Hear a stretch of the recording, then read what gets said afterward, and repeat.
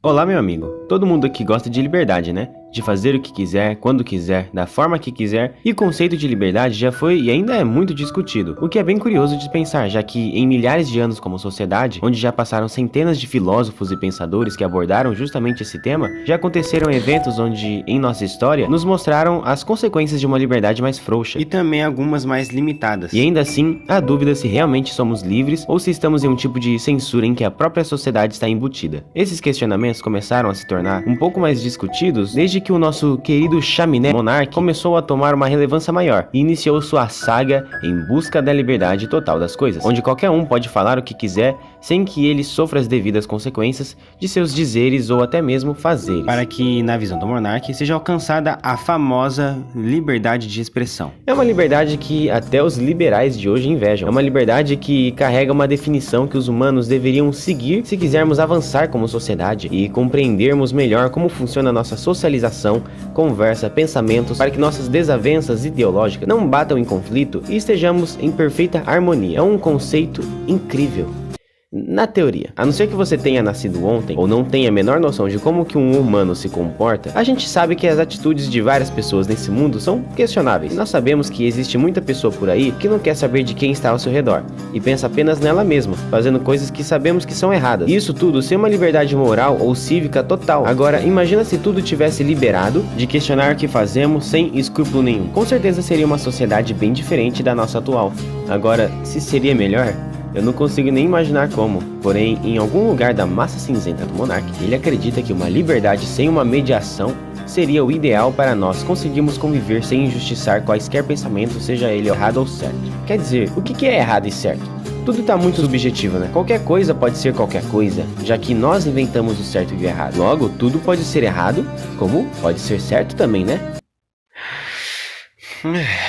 Vamos lá, calma. Eu vou fazer um pequeno exercício mental. Imagine alguém onde a mente pensa igual dessa forma, onde tudo é subjetivo e nada é definido. Se nada é definido, logo qualquer coisa eu posso. E se qualquer coisa eu posso, logo possuo liberdade, algo que todos nós queremos, já que durante toda a nossa vida somos presos a algo, seja emprego, escola ou qualquer outra coisa.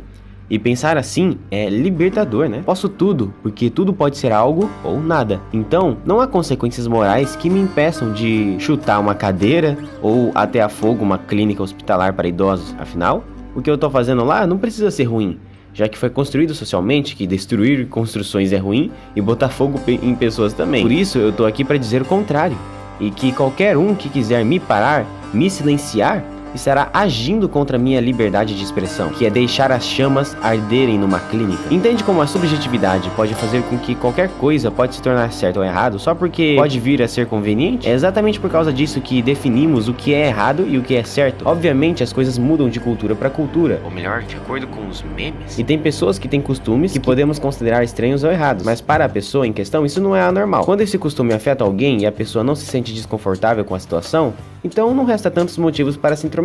E também há muita complexidade em determinados eventos que vão de encontro com o que definimos como moralmente aceito, que seria necessário algum tipo de discussão para chegar em uma conclusão moral. E esse assunto pode ir muito mais longe, englobando muito mais temas, muitas vertentes. E adivinha?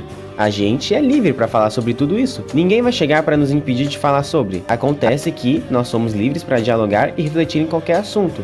Mas a questão é como que vamos conversar e selecionar as palavras, já que se um tema é complexo, logicamente a pessoa que está falando sobre ele deve ter conclusões e raciocínios igualmente elaborados. Então, em uma conversa sobre política, por exemplo, o ideal seria que as pessoas que estão conversando fosse de cada um ter os seus ideais e opiniões bem estabelecidas e embasadas, a partir de experiências ou pesquisas, mas a gente sabe que não é assim que funciona. E adivinha só, você também é livre para conversar sobre política autoritária, democrática, liberal. Você pode discutir sobre esses temas sem se preocupar de alguma lei ser desrespeitada, mas existe um porém, que muitas pessoas enxergam como uma afronta à liberdade. Assim como a situação que o monarca havia passado, se você defende ou elogia ideais e ações que são considerados crimes, você estará fazendo apologia ao crime.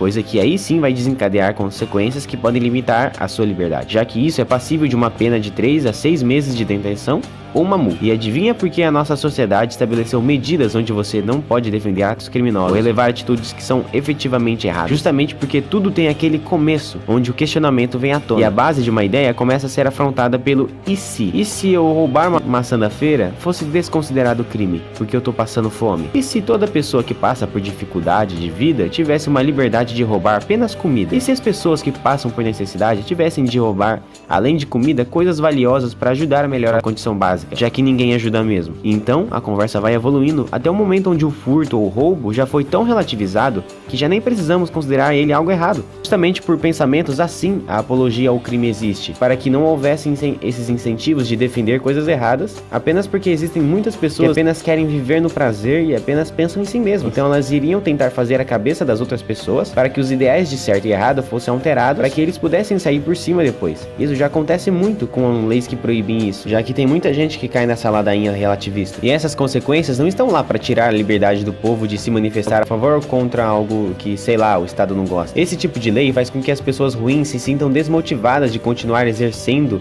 essas atitudes que limitam a liberdade dos outros. Aí chegamos na parte da liberdade incondicional. Se a gente dá a liberdade para um assaltante, por exemplo, roubar uma senhora, nós estamos tirando a liberdade dessa senhora de poder andar na rua sem o medo de ser assaltada, e tirando a liberdade dela de viver normalmente. Isso funciona também para um contexto inicialmente mais leve, mas depois toma proporções bem grandes. Imagina se dermos liberdade para um cara que defende vividamente o partido nazi e damos liberdade para todos praticarem seus ideais, já que nós somos a favor da liberdade de expressão. Então devemos liberar que um cara como esse deve expressar suas opiniões, que, olha só, são coniventes com a morte de várias pessoas. Isso já entra em conflito com a lei de apologia ao crime, por razões óbvias. E além disso, acredito que dar espaço para esse tipo de pessoa é prejudicial para o nosso coletivo. Porém, acho que essa parte é até discutível, já que ao mesmo tempo que não são todas as pessoas que são trouxas o suficiente para aderirem a um movimento como esse, logo só vão ignorar e lutar contra, enquanto a pessoa que é a favor disso se expõe demonstrando o quanto ela é imoral. Também tem a questão de como você define liberdade, se ela é a possibilidade de fazer qualquer coisa, ou se é poder fazer qualquer coisa sem que haja uma consequência para seus atos. E se for assim, sinto muito, mas jamais seremos livres, já que qualquer mínima ação nossa tem uma consequência. Então não há como vivermos em uma sociedade, dizer ou fazer o que bem entendemos, e sair sem talvez alguém retrucando ou indo contra o que você diz. Afinal, se você é livre para dizer o que quiser, as pessoas também serão livres para poder ir contra o que você pensa sobre liberdade. Fique com Deus e até mais, falou.